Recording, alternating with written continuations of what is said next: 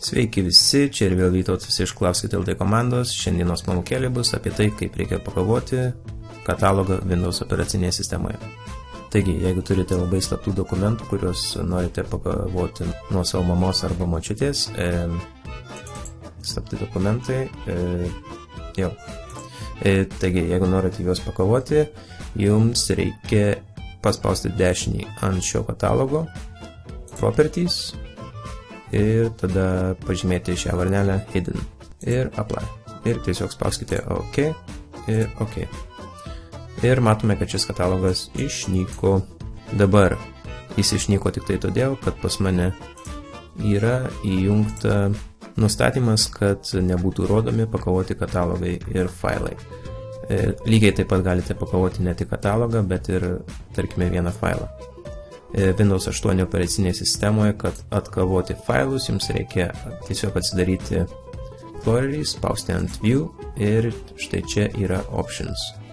Spaudžiame ant Options, tada einame į View ir matome, kad yra pažymėtas Don't show hidden files, folders or drives. Pažymėme, kad šie katalogai ir failai būtų rodomi. Spaudžiame Apply. OK.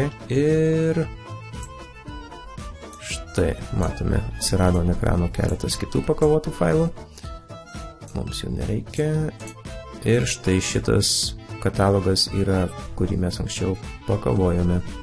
Jisai yra daug blausesnės spalvos, tai reiškia, kad jisai yra pakavotas. Tarkime, jeigu aš sukursiu naują katalogą, jisai yra daug ryškesnis. Taigi iš karto matosi, kuris yra pakavotas, kuris ne.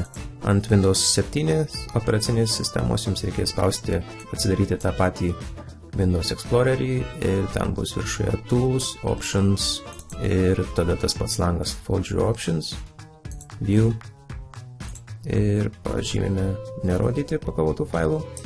OK. Ir matome, mūsų failas pradingo. Šiai pamokėlė štai tiek. Jeigu turite klausimų, palikite juos komentaruose, nepamirškite paspausti like ir subscribe. Iki.